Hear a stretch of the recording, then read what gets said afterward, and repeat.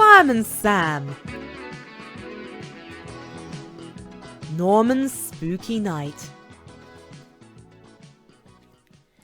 It was Halloween and Bella had promised Sarah and James that they could have a party in her cafe.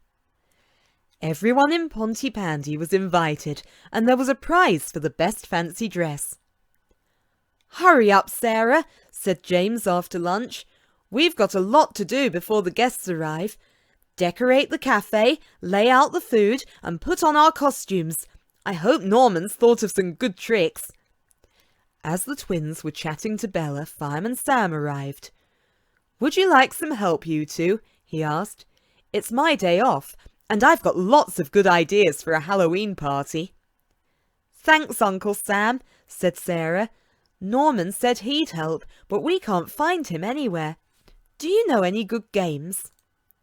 "Right," said Fireman Sam, taking charge. "James, you run and buy a pumpkin from Mrs. Price's shop, the biggest you can find, and Sarah, ask Bella if we can borrow her big washing-up bowl for apple bobbing." "Great," said James.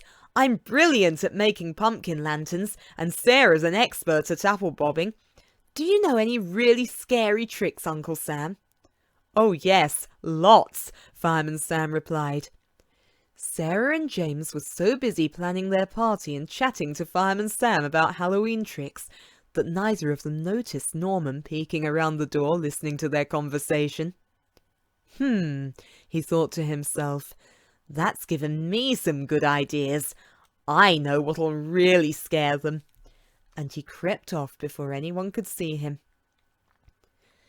"This is going to be the best ever pumpkin lantern," boasted James, scooping out an enormous pumpkin. "What have you put in that water, Sarah?" asked Fireman Sam, pointing at the apples bobbing around in a sea of red water. "It looks just like blood." "Don't worry, Uncle Sam. It's only food colouring," said Sarah, grinning. Then suddenly all the lights went out. "Now what's going on?" said Fireman Sam. "Don't move. I'll see what's happened." "This is creepy," said James. After a moment the lights came on again. "The master switch was turned off," said Fireman Sam, looking puzzled. "Very strange." Then the curtains started flapping. "It's a wild night out there, isn't it? Hey, wait a minute. All the windows are open. You shouldn't open the windows like that, you two. It's a waste of heating." "But we didn't, Uncle Sam," squeaked Sarah. "It must be a ghost. I'm scared." "Don't be silly, Sarah. There are no such things as ghosts," said James.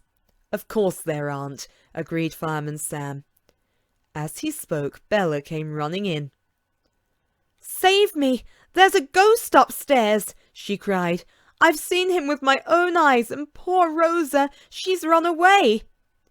"This is really spooky," shivered James. "Well, I don't believe in ghosts," said Fireman Sam. "Where's Norman? Did you say you couldn't find him?" Suddenly Norman came rushing in, white as a sheet. "Hello, Norman. What happened to you?" asked James. "There's a ghost in the cafe," he said. "Yes, Norman, a lot of strange things have been happening around here, haven't they?" agreed Fireman Sam. "But this one is real," said Norman sheepishly. "The pumpkin is moving, and it has green eyes. Honest it has," he gasped.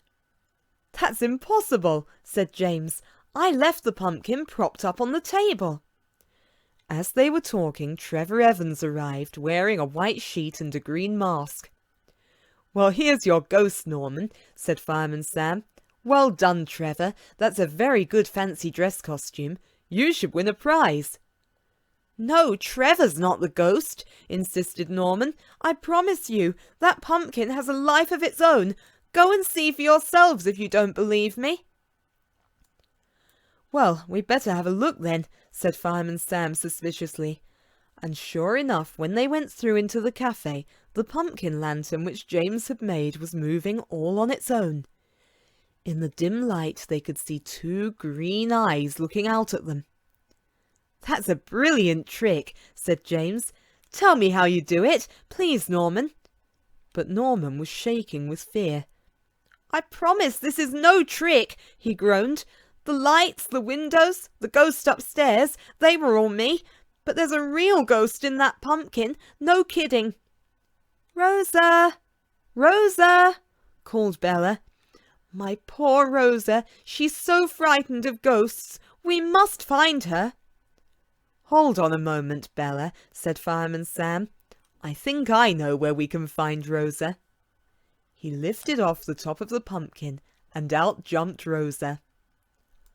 "I think Rosa should win the prize for the most frightening Halloween costume," said Fireman Sam, and the others all agreed. When all the guests had arrived, they turned the lights out and lit the pumpkin lantern.